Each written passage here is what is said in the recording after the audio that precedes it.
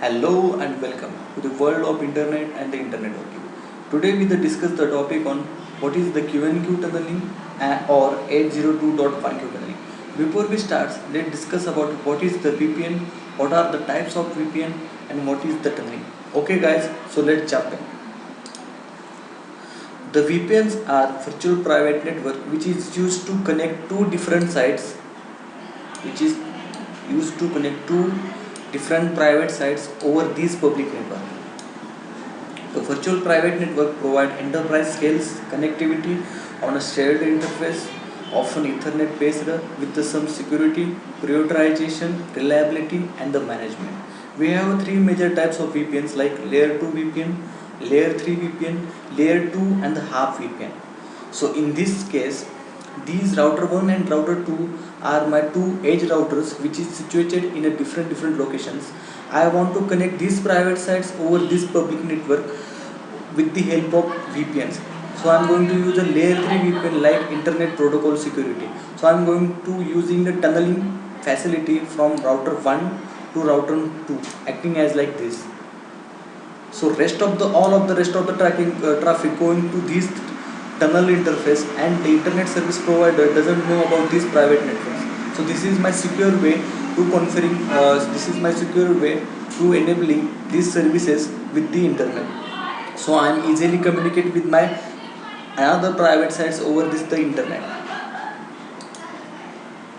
The tunneling feature is designed. The tunneling feature is designed for service provider who carry the traffic of multiple customers across their network and who are required to maintain the VLANs and the layer 2 protocol configuration of each customer without impacting the traffic of the other customers. This video will describe how to configure the Catalyst 4500 series 802.1Q layer 2 protocol tunneling. So here is my scenario. I want to connect my private network over the service provider cloud without using any router. So these are my networks and I want to connect these networks over the service provider cloud. So I don't have any router facility, so I'm going to using these Cisco Catalyst switches. The Cisco Catalyst switches use the ability to convert layer 2 switch into layer 3 switch with the help of IP routing command on each switches. So in this topology I am going to connect customer A to customer B with the help of 802.1Q tunneling. So these are some private sites in my local area. So I don't have any ability to connect these sites through the wire or cable. So I'm going to do the tunneling from customer switch A to the customer switch B through the internet service providers. The ISP gives me the facility like 802.1Q, the rental charges of switches. So 802.1Q, the VLAN ranges required by the different customer in the same service provider. The network might overlap and the customer traffic through the infrastructure might be mixed, assigned a unique range of VLAN IDs to each customer. Restricted customer configuration and the cloud easily exceed the VLAN limit of the 802.1Q specification.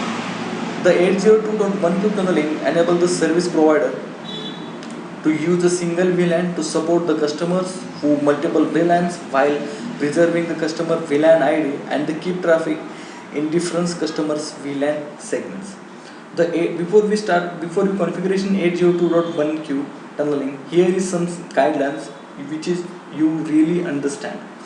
When you configure the 802.1Q tunneling, you should always use the asymmetric links for the traffic going through a tunnel and should dedicate the one VLAN for each tunnels. You should have always aware of the configure requirement for the native VLAN at the maximum transmission unit. So this is my scenario. I am going to using this software to configure my private sites over this public network. So I want to connect this switch 3 to switch 4. These are my customer switches through the VPNs, because the switch 3 and switch 4 is situated in a different places, and the service provider gives me this opportunity to connect these private sites over this public network through the 802.1Q tunnel. So I am going to making this tunnel from F0/0 through the F0/0 on switch 4. In other hand, I'm configuring these switches as like a trunks. Okay, so let's see. Let's first thing first, I'm going to configure the service provider switches. I'm going to change this MTU size, maximum transmission unit size. Is by default size is the 1500 byte. I'm converting these sets into like 1502. So let's do it. In switch 1, put a command system MTU 1504. Then reload your switch.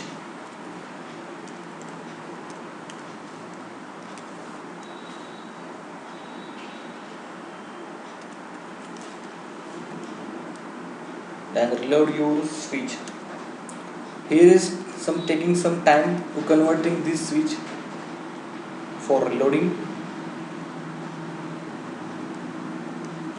After that, I am going to making this switch into server mode. So VTP mode server. Okay, let's changing the interfaces mode. These interfaces are representing the trunking interface. So I'm using interface range like F0/0 to F0/1 switch port mode trunk, and you are going to using the industry standard trunking method. Switch port trunk encapsulation dot 1Q. Okay, then just no shut the. Okay, fine. Now I want to configure these link into interface F0/1 switch port mode access VLAN 100. Then switch port mode dot 1Q tunnel, because I'm going to do tunnel from this interface to that interface. So just I'm enabling the tunnel with the help of these commands. After that, I'm enabling the layer 2 protocol. I'm going to enabling the layer 2 protocols like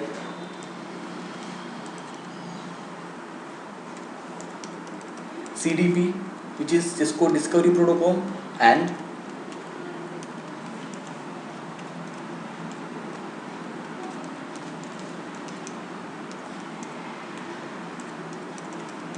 VTP, Virtual Trunking Protocol, under the tunnel interface.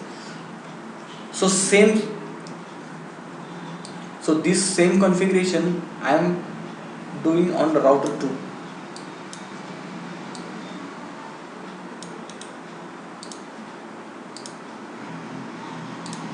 I'm just copy that here. Okay, so put it on router switch 2. Just copy it. I'm just changing this tunnel, this interfaces like F0/0 and F0/1 and F0/1. Okay, so next thing is that just configure your rest of the switches like switch 3 and switch 4 into access mode. So switch 3 interface F0/0 switch port mode trunk, because this is my trunk side. Switch port trunk encapsulation dot 1q. Okay guys, and just put the no shut.